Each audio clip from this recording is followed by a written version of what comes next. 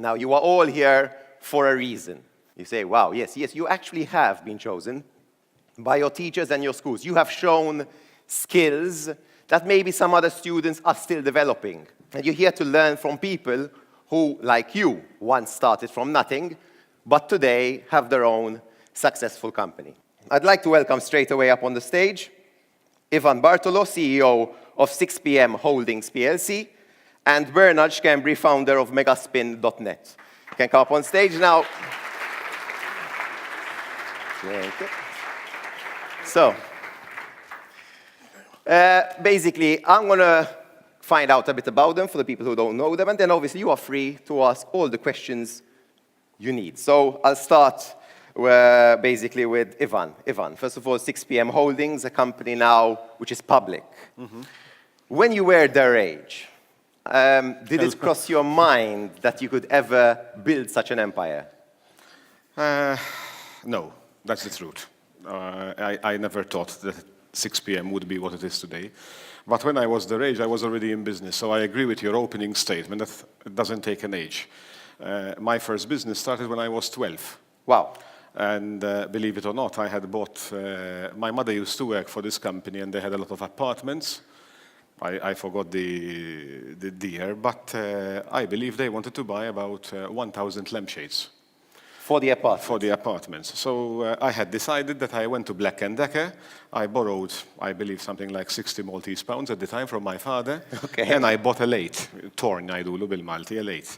Okay. I taught myself how to actually use the lathe, and I spent all summer on the roof, because they wouldn't have it in the house because of all the dust. The noise and the dust. So sun, dry, hot, but I did 1,000 lampshades. I actually polished them, I sprayed them, I did everything, and I sold them for £2 each, because I wanted to buy my first bicycle. That's very interesting. Had you ever done a lampshade before in your life? Never. No. Never. And the reason I'm mentioning that is for the very simple reason that, you know, a lot of people would not have the perseverance to spend all summer without, you know, rather than going to the beach, staying on the roof on your own Exactly. and all the time in the dust, you know, with the sweat and the dust and the sun. So the message I'm also trying to give is that unless you have perseverance and unless you're going to put your heart behind something, you know, it's all about passion. It's not about how clever you are, it's about passion, you know, so yeah. Then obviously I had gone to keep on going, then I had my first real business as a company when I was, I believe, 18. I got seriously bankrupt by the age of 24. Was it the lampshades? It was actually in IT. I was a self-taught individual in IT because, again, at the time in Malta, you could not go to university and do what you are able to do. God bless you. But actually, I went bankrupt. But again, you know, it's, in life, it's not how often, you know, it's not how you're going to fall. It's how you're going to rise. Yeah. So then, obviously, I went away, I went abroad, I went to learn a few more things. And at the age of, I believe, 27, 28, I kicked off again with 6PM. You know? So, and obviously, it's still 6PM today employs 187 people. We are basically an international company. We have offices in Malta, in England, in Macedonia, and in Ireland. We are working for hospitals, so all we do is in health, which is fantastic because the stuff we do is amazing. And today it's got, in terms of euros, it's got a revenue of 15 million. So, you know, and just getting steadier and steadier, I'm sure of it. And it started from basically from nothing. £500. £500. So that was your initial investment into your company. From £500. And the reality, as I said, it's all about the passion and the belief, you know. And you have to learn in life that, you know, life will throw you in corners. No matter who you are, life is going to throw you in a corner. Okay? Now, when you're in that corner, you're either going to come out of that corner like a bull in a china shop. Yeah. And you break everything around you and everybody with you, you know, which is not the way to do it. Or else you have perseverance, you take your time, you come out, but you come out strong. And every down that you feel in life is actually an opportunity to learn. And I think that was my life journey. You know, and every time I went down, and I still do it today, because I still have a lot of problems with a lot of issues, but every time I'm in a corner, I want to learn from it. you know, And for you sure. rise like a phoenix, basically. Let's not go there. Okay. So, thank you very much. Now, a younger businessman, basically, Bernard, you have created a website, megaspin.net. It's a website which is based on table tennis items, anything related to table tennis. Let's start. Are you a table tennis player yourself? I'm not as active as I used to be, but when I was 13, I was really into it. I had a coach, and I was very passionate about table tennis. And I was also highly curious. It was the early days of the internet. We're talking about 1996. So there was this thing called the internet, and all of a sudden I realized that, from my bedroom I could create something which people from the other side of the world can read. And that was really fascinating to me. So I said, I had no intention to start a business. I just wanted to start something on the side for fun. And I said, I'd like to play with my computer, creating some graphics, experimenting, learning maybe some basic programming at that time. So I said, maybe I should create a website. And I searched. There wasn't Google at that time, so it wasn't that easy to search. But I found some tutorials to create a website, and I just created a website about the passion I had, which was table tennis. At that point, though, were you looking at it as a business, or you were just wanting it to be an informative point for table tennis lovers like you? I had no intention to make a business. Actually, I was scared of the concept of a business, because no one in my family had a business. Okay. And I had no money to start a business, and I didn't say I was entrepreneurial. I wasn't at all. But on the other hand, I was highly curious, and I was highly inquisitive. I was asking questions all the time. I was asking, how does the World Wide Web work? How do people connect? How do you create a website? And those questions led me to create something which eventually grew and led me to see business opportunities. And when was the tipping point when you said, okay, I can create a business? When did you get that gut and those guts to push it forward and make it something where you will move forward with? So as the website continued to grow, it started getting some traffic. I started getting a few thousand people visiting, and then a company approached me to advertise on the website and sell VHS tapes at the time. I don't know, you probably don't remember what VHS tapes are. The pre-DVDs, I don't know if you remember DVDs. But in the 90s, we had these rectangular boxes which you insert into a VHS player and you play videos, very low quality. And there was this company in California, and they told me, listen, would you like to put our VHS tapes on your website and refer customers to us to buy them? I said, okay. I was a bit hesitant. I wasn't, as I said, I had no experience in starting a company or making money. But then I started seeing money come in while I was sleeping. I said, wow, that's really cool. I could build something big here. I don't even have to work. I could just put something online, get some sales, and make a commission. And so that was like a big, fascinating moment for me. And I said, and that is the point where I said, okay, maybe I should not just sell VHS tapes. Maybe I could grow this to sell other table tennis products. And eventually, that's how I created a marketplace to sell every kind of product. Which is now a website used by the whole world. I mean, it's not just the Maltese you sell, so you sell it internationally. Of course. Actually, I mostly sell to North American customers because I built a network of suppliers there, and shipping is cheap. And so they didn't know I was from Malta. Actually, most people in America don't know where Malta is, but we're really lucky that we speak English. And yes. Your location doesn't matter at all. Don't feel like you're inferior because you're coming from a small country. Your presence on the internet does not matter where you are from.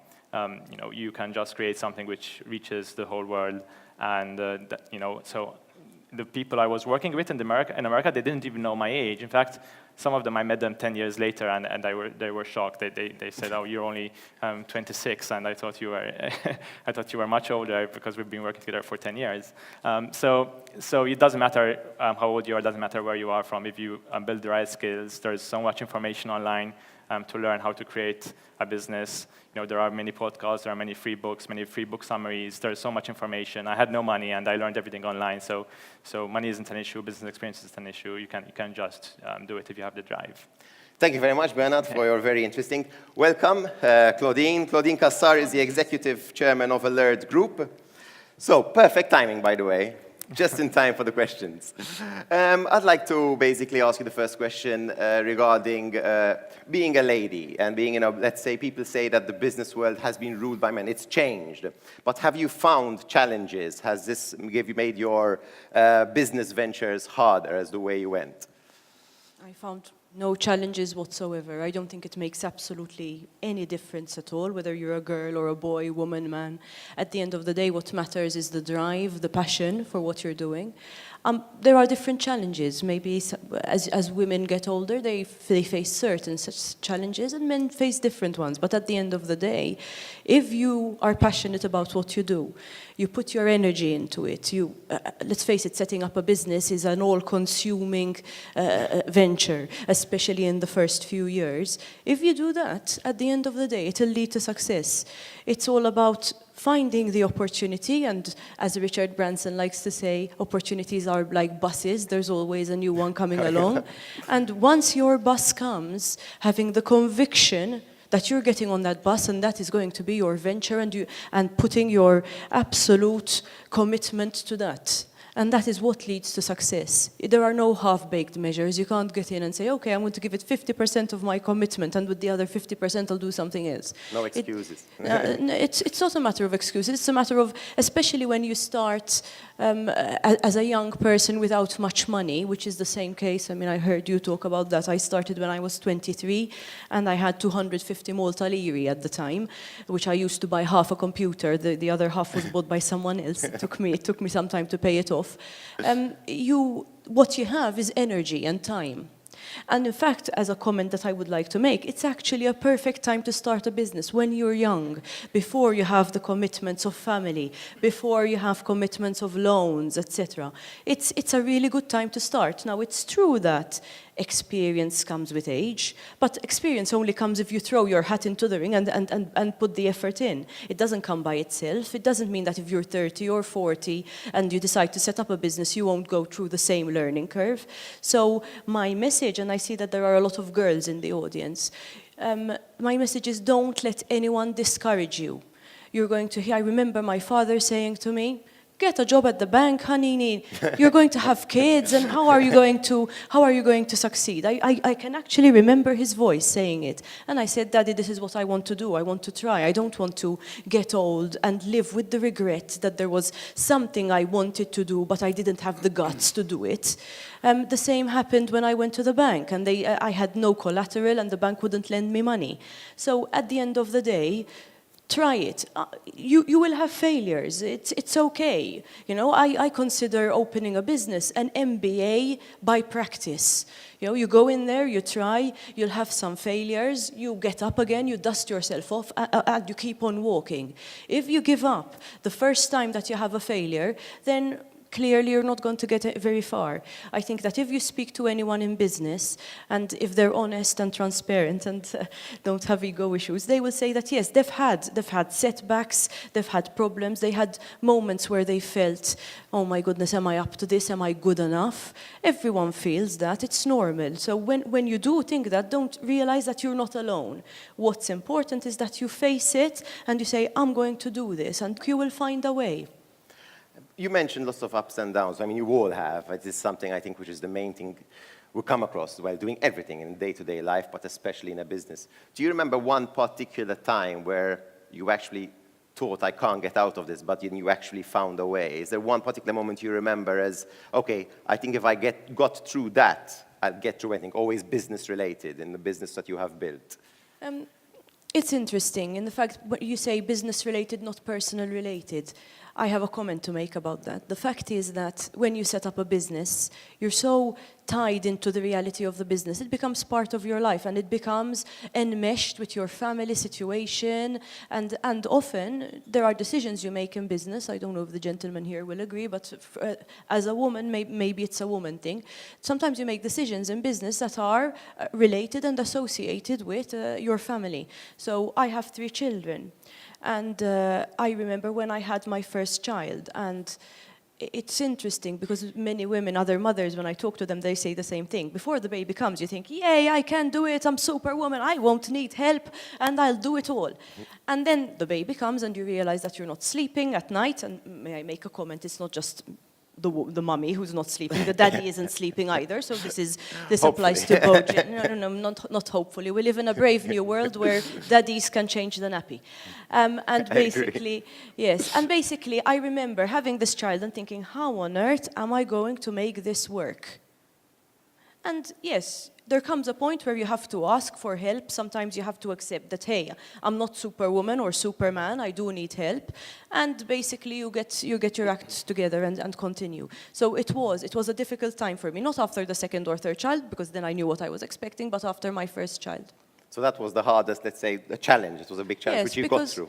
Because there is a lot of pressure about what it means to be a good mother, a good parent, and about how long you should be staying at home, etc. And yes, society does put pressure on women that maybe doesn't put on men. So that was a difficult time for me to come to terms with the kind of person and the kind of mother I wanted to be.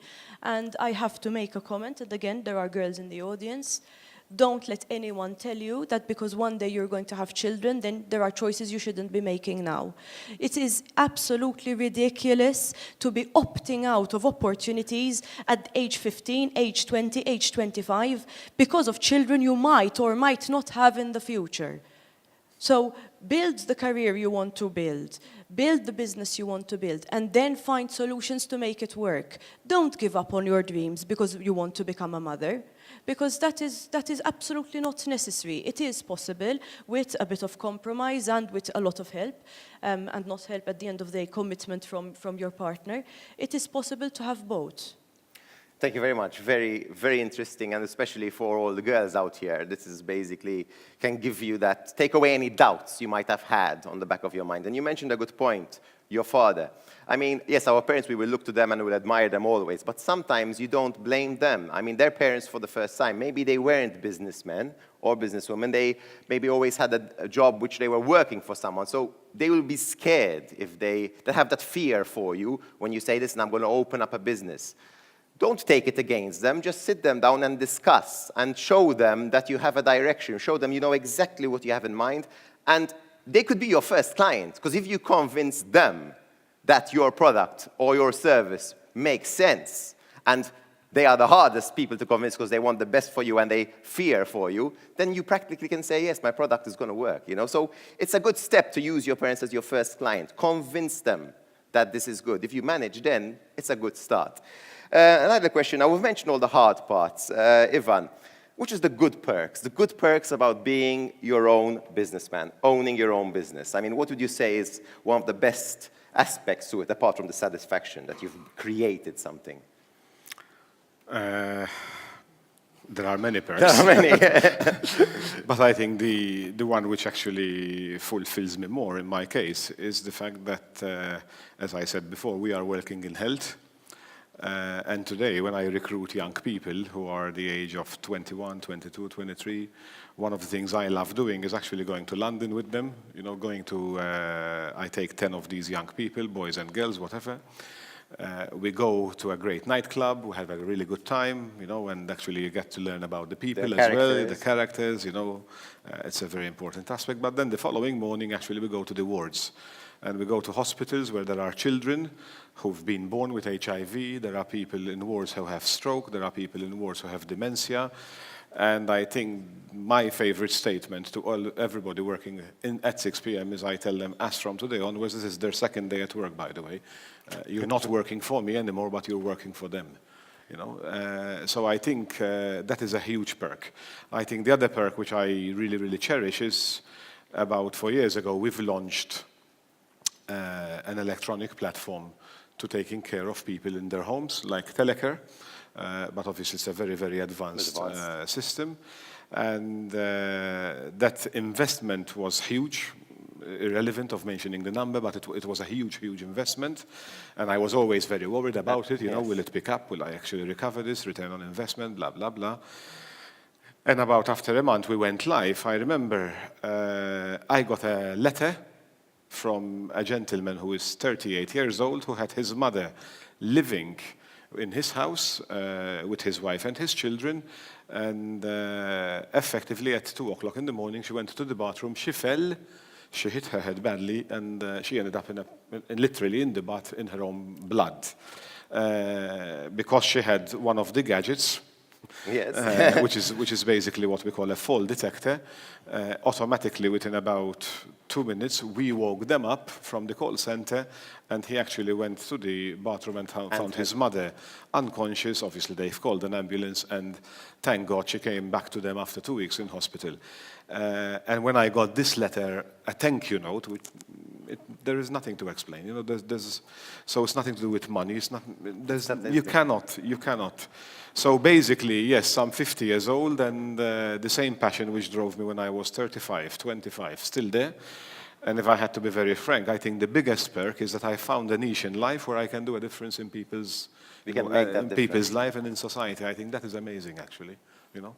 Because not only you have the satisfaction for you, it's also the people you are actually helping. Yes. It's an incredible feeling. It's an incredible feeling when you are helping someone. You know. Can imagine.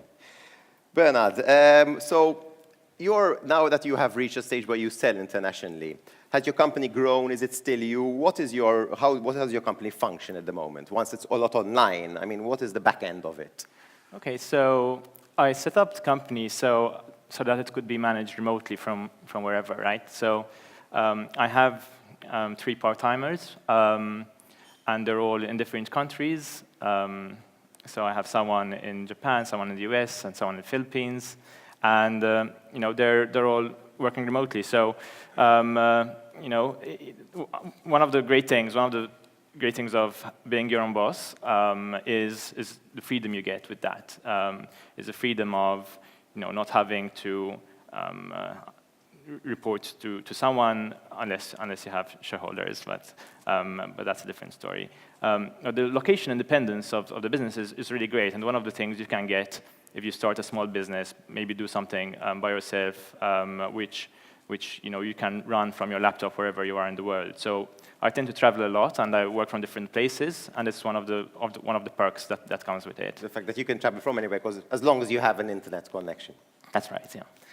Okay, Claudine, a bit of an explanation about Alert. What do you do? Because many maybe haven't looked up your company. What do you do as a company, Alert Group?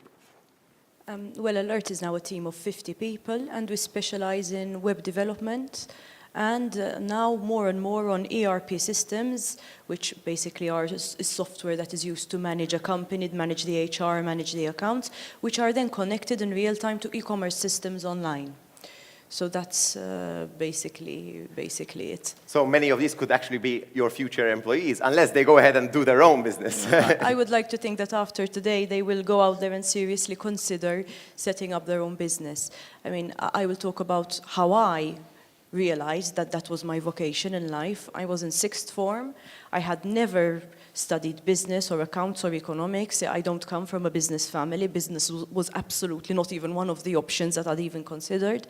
And I took part in Young Enterprise. And that gave you the first experience. And I just realized that this is what I want to do with my life. You know, my poor team, my poor Young Enterprise team, I drove them crazy because I wanted, you know, to win at all costs. We came in 2nd, not 1st, but hey, what can you do? But it is what opened my eyes to how passionate I was about setting up my own business. So at age 16, I already knew that I wanted to set up a business. I wasn't quite sure what in, so don't worry if that's the stage you're at the moment. I just knew that I wanted to be my own boss. And that leads me to the perks that you were asking about. I wouldn't call it a perk, but ultimately the fantastic thing about being your own boss is that, yes, you do have the flexibility to do what you want to do. However, the truth is, guys and girls here, that doesn't mean that you get up in the morning and stay in bed. Okay? What it means is that you have to be, sometimes you have to drive yourself. You have to find the motivation because you don't have anyone who's telling you, hey, where are you? So you do it because you want to do it. And that is one of the most fantastic things about setting up a business. The fact that, yes, you do have the flexibility to keep, you know, to find time for your personal life, to commit the time you want to commit to the business, because if you will let it, the business will take over your entire existence. It can become a 24/7 thing if you aren't careful.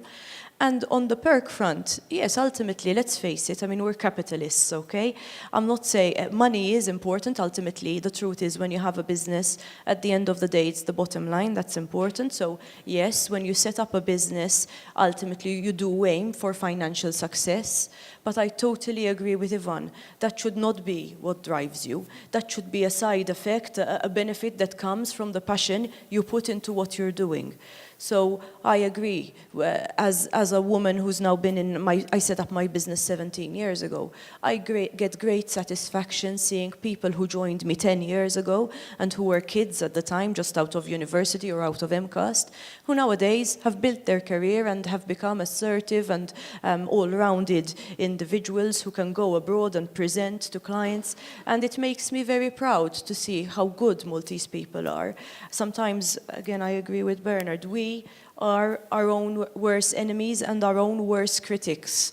But I assure you that when we go and compete on an international playing field, we have absolutely nothing to be embarrassed about. We are as good as, and in many cases sometimes even better than the competition. Our only difference is that we come from a small country and sometimes it's difficult to build up the scale that's needed to become a global player immediately. But I assure you, don't let anyone tell you, hey, we're Maltese and we're a small island and we're not as good as anyone else. We are.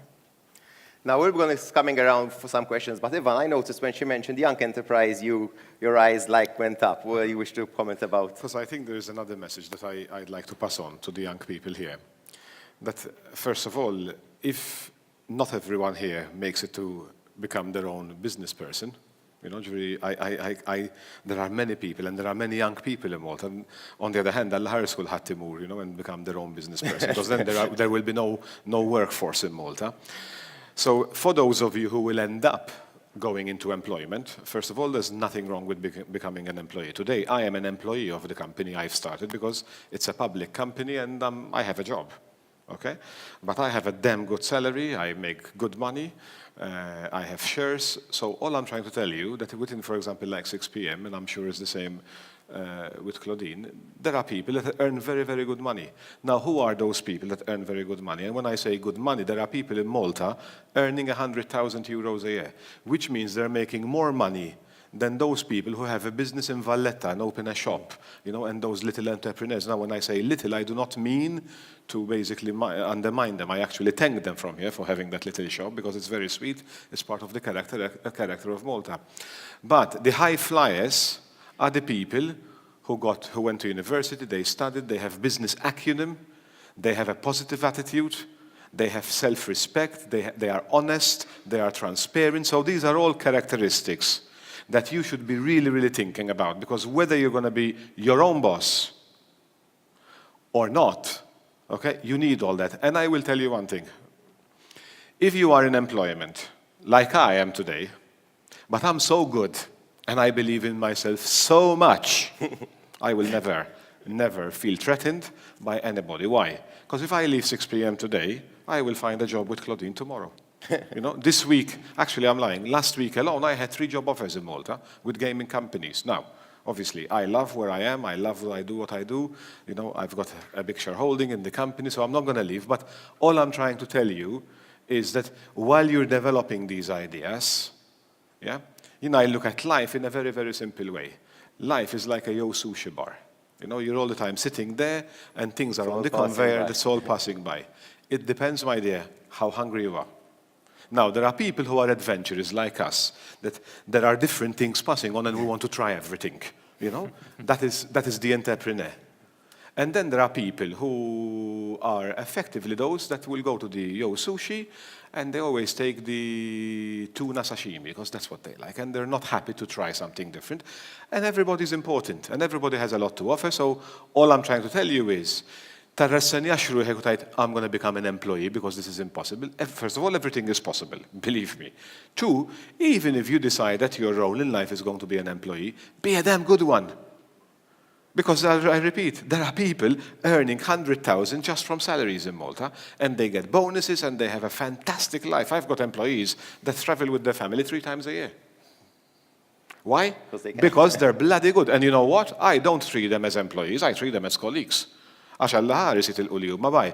Because the secret of her success, the secret of his success, and the secret of my success, and I will leave you with this.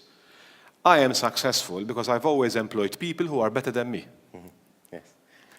And you see that. I want my employees to be better than me. And that's part of the secret, be able to see That's the that. secret of success. Employ people who are better than you in anything that you are doing. Okay, I'll go back to Bernard, because internet is, I mean, I remember the internet starting. You mentioned the time of no Google, you know. I remember sitting, I used to work part-time in a computer shop at that time. I used to go after work to build computers. It was like an extra thing I used to do because I liked it. And I can say my experience with my upbringing, in my time when I was young, when I went to my parents and told them, listen, I want to work in computers, their answer was simply no. Because there was no future in computers then. Obviously, my parents are not businessmen directly, sorry. So they had that fear in them. So I used to, out of my own accord, just literally, I had to have a job which I wasn't pushed into, but I was kind of led into. And on my own, in my extra time, after my job, I used to go to a shop and work part-time for free, by the way. That's a point, because I had no experience building computers. I used to like it, so I used to do it. Then I reached a point where I said, okay, I'm working in an industry I like. It was another industry, which is still something I like. And I managed to merge these two things together. In the meantime, I'm a person who does a lot of things. It's my character. I do the gadgets show, one of the things. But when he mentioned no, there was no Google, I remember sitting down in this computer shop. And it was called InfoSeek. There was a website called InfoSeek. This is before Google. And I remember searching and saying, but it's not getting me what I want. The algorithm, which basically gave the results, wasn't that good. Unfortunately, I wasn't bright enough to come up with Google. But what I mean, that thought at the back of my mind saying, there needs to be something better than this InfoSeek. I ignored it. I just let it be a thought, and it just left.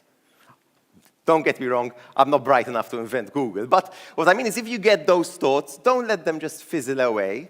That thought could be your future. That thought could be the next Google, the next Facebook. Read the question. Besides the drive and an idea, what else do you need to begin a business? I don't know whether, but actually, if you have an idea, it's great, but I think you can sit down, Tani. I think the most important thing is definitely the drive. You know, so I think both Claudine and I mentioned the word passion. It's very, very important that you're passionate about what you do.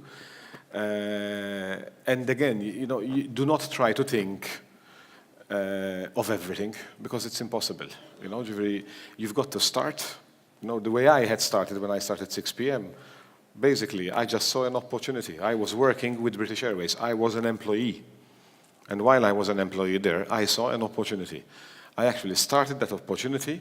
You know, as I said, I had no money, but I had the drive, I had the passion. Now, what else do you need? Then,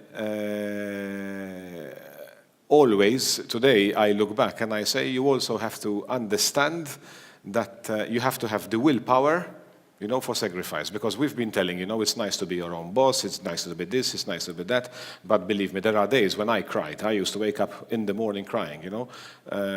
In 2010, you know, I saw my business, because of the global crisis, literally not gliding, but crash landing, you know. And I had to find a way, how am I going to get into that cockpit so quickly and, you know, pull everything up just to make sure that, you know. So it's passion, it's drive, and definitely perseverance and a positive attitude. If you don't have a positive attitude, it won't work, I can assure you. You know, so there's no magical formula, believe me. Yeah, okay. But it's a good question to hope there is one. Sorry? It's good to ask that there is one, if there is one. I have one comment. I think I agree with Ivan totally. It's very important that you have the strength to be different. Because you will get people who will say, what on earth are you doing? I mean, just like Ivan, I set up the business, as I told you, without much money. For the first 3 or 4 years, I didn't get a salary. I was working free of charge. Every single cent that came into the business, I pumped back into the business. I was as poor as a pauper. I used to go out on Saturday night with my friends and I'd have 50 cents in my pocket. They'd be drinking and I'd be buying a Coke. At the time, you could still get a Coke with 50 cents. So ultimately, yes, you have to have the strength to say, I am going to go through a difficult time and I'm going to make it work and I'm willing to put in the sacrifice that's needed. And I am re-emphasizing what Yvonne said because I had a very interesting experience recently. I was at university talking to students about setting up a business. And someone said to me, "How? It's not possible. I have a home loan. I have a car loan. I have so many commitments." And I said, "Well, sell your car. Don't buy a house." That's what I did. I didn't have a nice big house, and when I got married, my husband and I were living in a studio flat, just 2 rooms. This is the reality of setting up a business. And when you go in for it, you have to be willing to make the sacrifice, and you have to believe that it's worth it, and that ultimately it will pay off. And believe me, it does. I'm not living in a studio flat anymore. Okay? So I would say that is it. Passion, an understanding of the sacrifice that's needed, and not letting anyone sway you off the course. Okay, I have something else to Yes, add. for sure. So you're all very smart children here. So one of the disadvantages that when you're very smart is that you always find reasons of why something is not going to work. Because you can have a great idea, but you can also get very self-critical. So be aware of that and try to start, even if you know it's not perfect. Try small steps.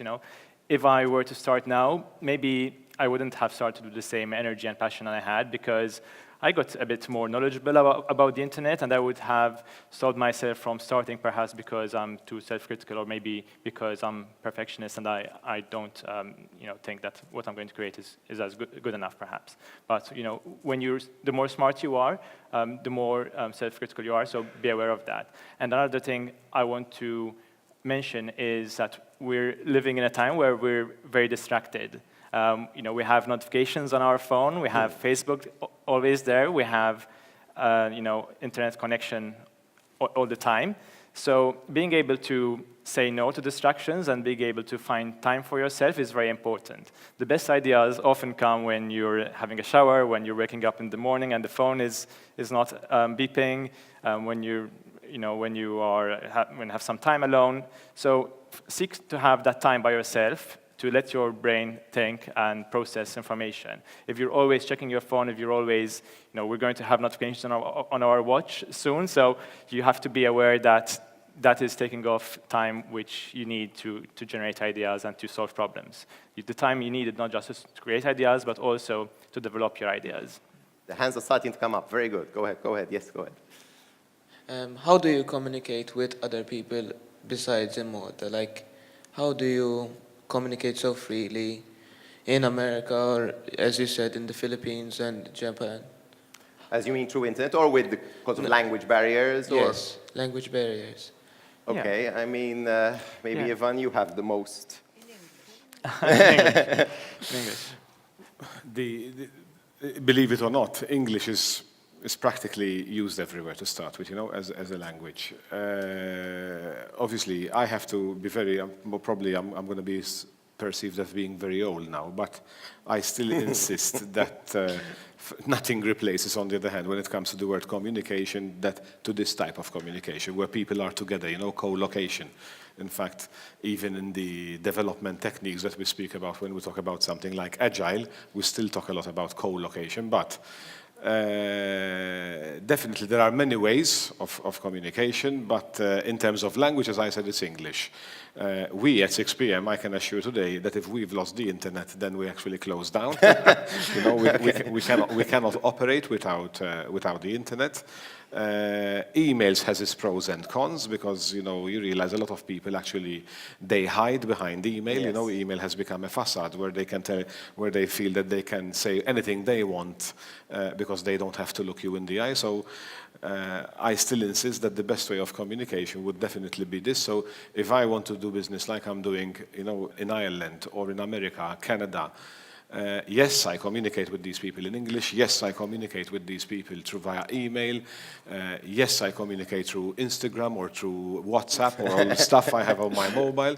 But yes, I insist that at least once or twice a year, I physically go, have dinner with these people, have a social, a social hour or two, because at the end of the day, the best business I have done has always been in pubs and in restaurants, so there's nothing like this contact. Yeah, okay. Yeah. Well done, the question. What do you think the ideal partner for starting a partnership is?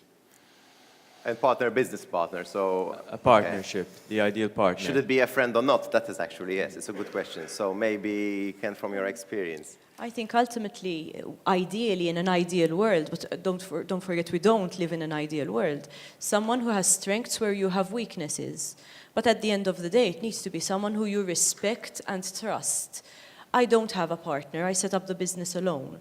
But over the years, I have worked closely with colleagues, and I have another business where I have a partner. And I think it works because he knows my strengths and lets me go and do my thing, and I know his strengths and I trust him to go do his thing.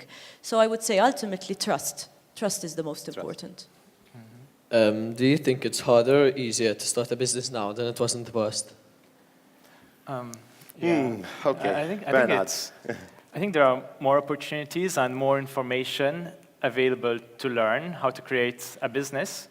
There are so many free ebooks and free book summaries available online. You don't have to buy the books most of the time. You can read very good summaries online if you look for book summaries. So, do read business books. It's very, very useful.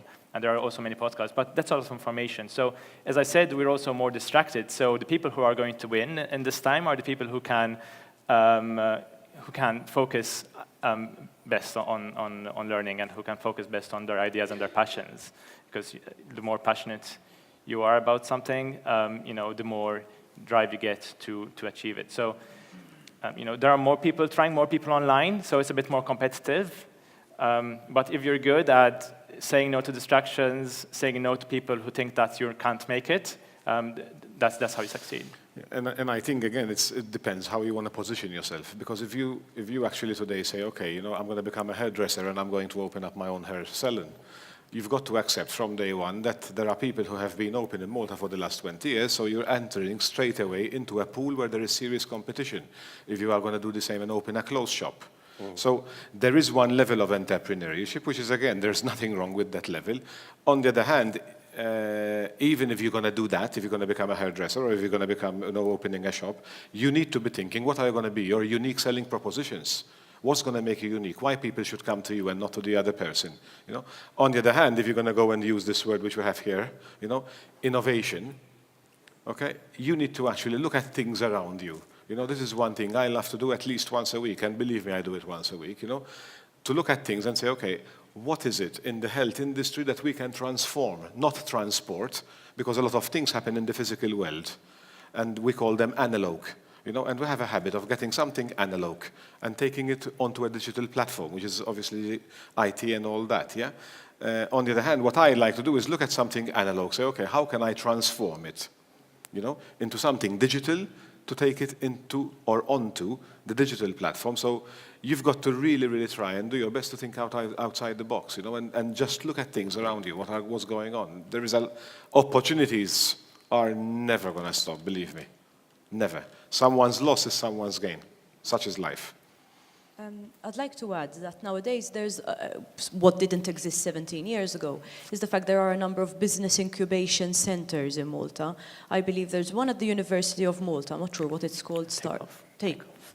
And then there's another one operating in Smart City, which is run by Meta. Yes. So you can get that support from them. However, from my perspective, as a human being, the realities of opening a business are the same today as they were 17 years ago. You know, so no, I don't think it's any easier or harder. There might be more awareness in the country about the support that entrepreneurs need, because the country needs entrepreneurs and the country needs innovation and technology. So yes, you'll get more support, but at the end of the day, you're going to be lying in your bed at night and you're going to have the same doubts, the same insecurities that I had 17 years ago, and you're going to have to find strength to overcome them. Other people outside Malta, how did you convince them to start working with you? How did you make them aware of your company? Okay. Okay, it applies both if and both Barnard or you so. know, I all of you, I guess. Offer incentives for them to work for you, for them to work with you. You know, I didn't even call the person I started working with. We just communicated over email. He had no idea how old I am, but I offered an incentive. You know, when I started selling VHS tapes, the guy approached me and I started selling VHS tapes. But then I said, let me try and offer the service to different shops in the US. So I approached different table tennis shops. I sent them a very polite email offering them, listen, would you like to receive more orders and give me 5% or 10% commission? And there was nothing, it was an incentive for them to get some more sales. And I was getting a small cut. I had nothing to lose. They had nothing to lose. So they give it a try. Americans, tend to be a bit more practical.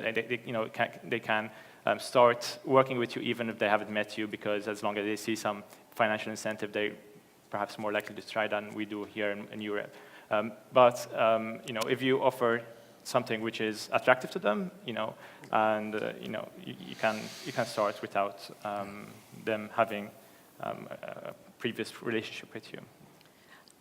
My take is that I'm not going to lie to you. It's not easy, It doesn't, You don't just snap your fingers and say, "Hey, I want to go international. Let's do this," and expect people to start coming in through the door.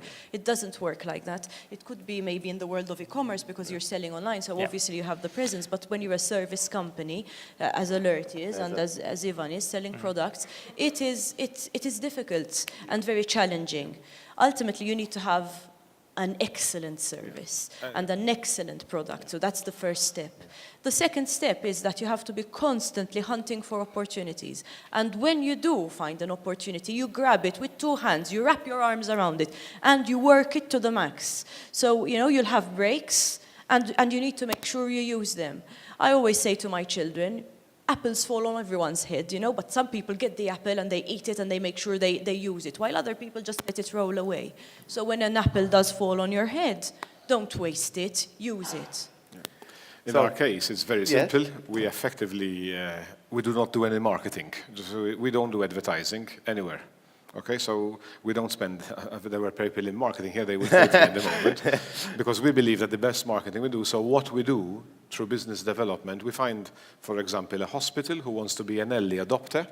We give them the product for free, we give them the service for free, so that becomes our marketing budget. So we give them everything for free on one condition, that after we make a success out of it, they become our reference site. They become people who will join us then into certain meetings. Why? Because the best advert for us is word of mouth, that we've done it before. So there are many ways of how to get into the international market. Again, drive. You've got to have that drive. Take that step forward. Thank you very much. Thank you. Thank you. Thank you. Thank you. Thank you.